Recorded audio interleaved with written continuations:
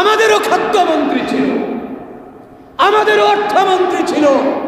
পিপিলিকার মুখের থেকে খাবারটাই না রাখত, কারণ ওটা রাষ্ট্রের মাল, মুসলমানের মাল, জনগণের মাল।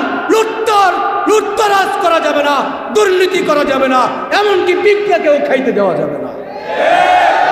তারা ছিল এদেশের, তারা ছিল মানব জাতির, তারা ছিল মুসলমানদের খাদ্যমন্ত্রী। তারা লুটপাট করে তো নাই, বরং লুটপাট হতে পর্যন্ত দেয় নাই। কেমন শাসক ছিলেন, কেমন শাসক! তার শাসন আমলে ওনার মন্ত্রীরা, একজন ছিলেন খাদ্যমন্ত্রী। কি মন্ত্রী? খাদ্যমন্ত্রী। মন্ত্রীরা কেমন ছিল শুনে আমরাও কিছু বিচার আচার করি ওনাদের দিয়া, আমাদের চরিত্র কেমন হওয়া উচিত। মন্ত্রী হযরত উসমান গনি খাদ্যমন্ত্রী। কি মন্ত্রী? উসমান গনি হলেন খাদ্যমন্ত্রী। খাদ্যমন্ত্রী থাকা অবস্থায় একদিন আল্লাহর নবী সাল্লাল্লাহু আলাইহি ওয়াসাল্লামের দরবারে মিসকিন আয়েশা হাত পাতছে, ইয়া রাসূলুল্লাহ, বড় অভাবে আছি, সংসার চলে না, কিছু দান করেন, আমারে কিছু সাহায্য করেন। আল্লাহর নবী বললেন, তুমি ওই উসমান গনির কাছে যাও। কার কাছে যাও? উসমান গনি রাদিয়াল্লাহু তাআলা আনহু, ওনার কাছে যাও। সে তার কাছে চাইলে, আমার কথা বললে সে কিছু দিবে। গেছেন উসমান গনির কাছে, খাদ্যমন্ত্রীর কাছে। কার কাছে? তার কাছে খাদ্য মন্ত্রণালয় গুডাউনের চাবি তার কাছে। যায় দেখে ওসমান গনি বসে বসে কি করতেছে জানেন? হাস্যকর বিষয়, বসে বসে পিঁপড়া, বড় বড় পিঁপড়া গম টেনে টেনে নিয়ে যায়। কি কাটতেছে? গম টেনে টেনে নিয়ে যায়। পিঁপড়ার মুখের থেকে গম কেড়ে রেখে দিচ্ছে।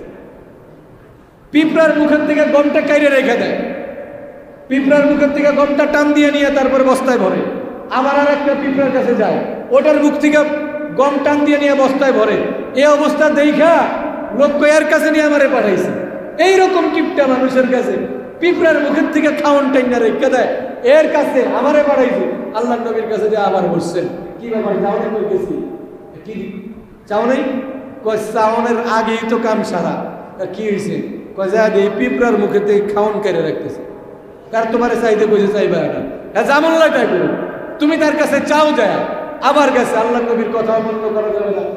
সালাম দিছে, সালাম দিয়ে বলতেছে, রাসূল সাল্লাল্লাহু আলাইহি ওয়াসাল্লাম পাঠাইছেন আপনার কাছে, পাঠায় বলছেন আপনাকে কিছু সাহায্য করার জন্য। রাসূল পাঠিয়েছেন। আমার ব্যবসায়ী একটা কাফেলা আসতেছে সিরিয়ার দিক থেকে। ওই কাফেলা উট বুঝাই করা। বর্তমানে লরি, বড় বড় ট্যাঙ্কার, যেগুলোতে করে মাল শিপমেন্ট হয়। কি হয় আপনারা ভালো বুঝবেন, এই শব্দ কইলে নাইলে বুঝবেন না। মাল শিপমেন্ট হয় না, শিপমেন্ট হয় বড় বড় লরিতে করে, জাহাজে করে। এই লরিগুলো যে চিটাগাঙ্গের রাস্তায়, চট্টগ্রামের হাইওয়েতে লাইন ধরে থাকে পতেঙ্গার দিকে, লাইন ধরে যে একের পর এক যায়, এই লরির লাইন লাগতো। ওই জামানার লরি ছিল উটের উপরে এরকম সামান বুঝাই করা থাকতো। শিপমেন্টের সামান আসতেছে যাইতেছে, ইম্পোর্ট এক্সপোর্টের ব্যবসা ছিল হযরত ওসমান গনি বলে, আমার এক্সপোর্টের মাল আসতেছে সিরিয়ার দিক থেকে।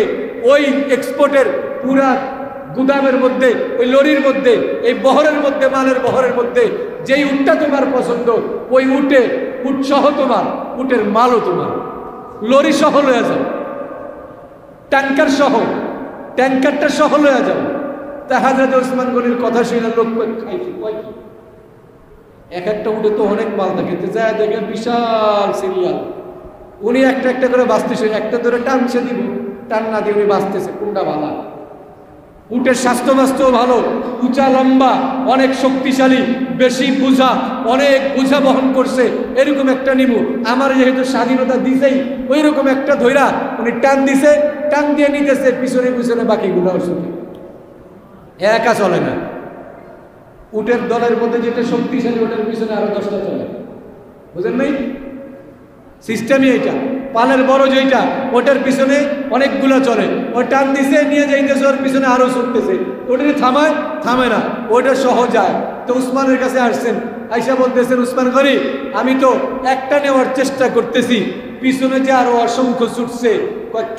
ছুটে এটারে তুই এগুলো থাকতে পারে না। থাকতেই যখন পারবো না, রাইখে যায় লাভ কি, সবগুলো সহ হয়ে যাও।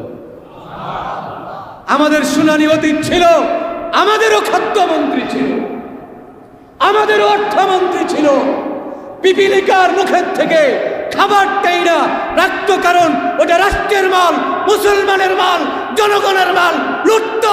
লুটতরাজ করা যাবে না, দুর্নীতি করা যাবে না, এমনকি পিঁপড়াকেও খাইতে দেওয়া যাবে না। তারা ছিল এদেশের, তারা ছিল মানব জাতির, তারা ছিল মুসলমানদের খাদ্যমন্ত্রী। তারা লুটপাট করে তো নাই, বরং লুটপাট হতে পর্যন্ত দেয় নাই।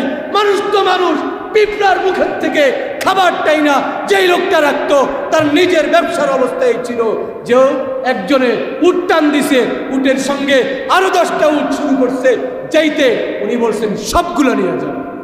দানের হাত এত লম্বা ছিল।